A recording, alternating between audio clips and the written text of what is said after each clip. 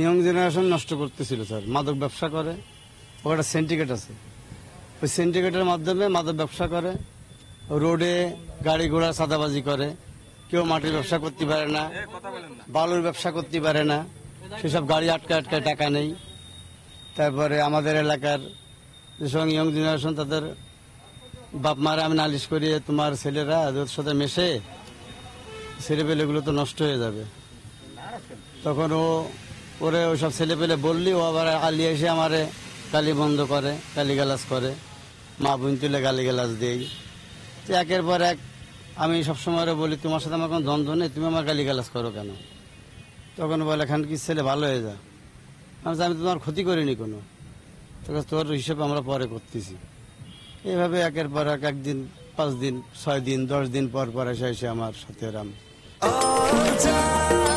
নিশ্চিন্তে খান স্বাস্থ্যকর all time পান, all time healthy life. BF করে 4-5 মোটরসাইকেল নিয়ে আসে, 4-5 জন এসে এভাবে গালিগালাজ করে, মা বোন তুলে উল্টো পাল্টা লোকের মধ্যে গালিগালাজ করে।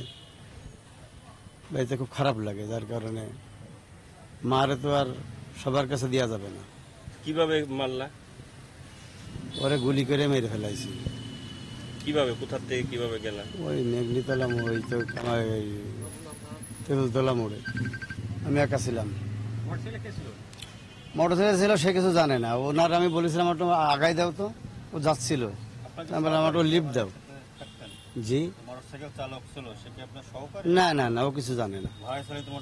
না না, ওই গ্যারেজ, আমার বাসার সামনে গ্যারেজ, ওই গ্যারেজে ওর গাড়ি আছে, কাজ মাছ করায়, ওই সেই হিসেবে পরিচিত। তো বাসায় যাবে, আমি বললাম কি, ভাই আমার একটু লিফট দাও না। তো ওরে নিয়ে আমি একটু ওই বললাম কি, আমার একটু লিফট দাও। তো ওই কামার বাড়ি মোড় পার হয়ে ওখানে আমি বললাম কি, আমার লাভাই দাও এখানে তেঁতুলতলা রাখ। আমার সাথে কোনো দ্বন্দ্ব নেই, ওইটা ছিল হলো ওই ওই দ্বন্দ্বটা ছিল ইকরামুল, তারপরে আমার ছোট ভাই ছিল সিরাজ, আর টোকন, ওদের সাথে ছিল। আমার সাথে এইসবই দ্বন্দ্ব। না না, অস্ত্র আমি নিয়ে গেছিলাম, ওরে মারার জন্য নিয়ে গেছিলাম। অস্ত্র রাখিছিলাম আমি যখন জনপ্রতিনিধি ছিলাম, মেম্বার ছিলাম, তখন আমি খুলনার এক লোকের কাছ থেকে কিনেছিলাম, নাম হলো আলামিন। না, আলামিন নামের ছেলের কাছ থেকে কিনেছিলাম। আপনারা জানেন যে গত 5ই জুন আমাদের এখানে উপজেলা নির্বাচন হয়। সেই নির্বাচনের পরের দিনই 6 তারিখ রাতে, দিবাগত রাতে 12টার পরে 7 তারিখ পড়ে গেছিল, 7ই জুন রাত 12টার পর বাহাদুরপুর তেঁতুলতলায় আলী হোসেন নামের এক যুবককে আততায়ীরা গুলি করে হত্যা করে। এটি একটি চাঞ্চল্যকর ঘটনা। আমরা এই সংক্রান্তে একটি হত্যা মামলা রুজু হয়। ঘটনার পারিপার্শ্বিকতায় নামও আসে কে গুলি করে হত্যা করে। সেই প্রধান আসামি নবাব, রবিউল ইসলাম নবাব, সে পলাতক থাকে। আমরা জেলা গোয়েন্দা শাখা এবং তদন্তকারী কর্মকর্তা সহ গতকাল রাতে আমরা সাতক্ষীরার বুধহাটা এলাকায় অভিযান পরিচালনা করি। সেখান থেকে তাকে গ্রেপ্তার করতে সক্ষম হই এবং তাকে নিয়ে ঘটনাস্থল পরিদর্শন করি, কেন কিভাবে হত্যা করেছে।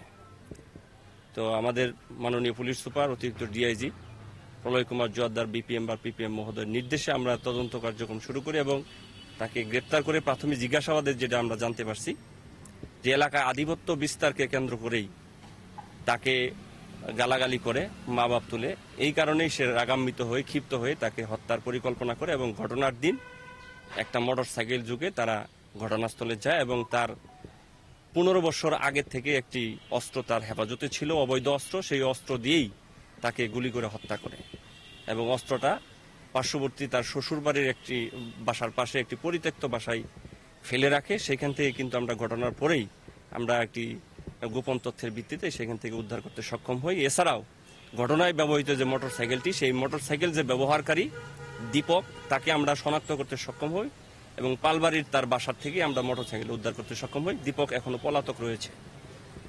এই পর্যন্ত আমাদের তদন্তে আসছে, তাকে বিজ্ঞ আদালতে সুপর্দ করা হবে। আমরা আজকে ভোর 3:30 ঘটিকার সময় বোধহাটা তার খালার বাসায়, খালাতো বোনের বাসায় আমরা অভিযান পরিচালনা করি। সেখানে সে আত্মগোপনে ছিল।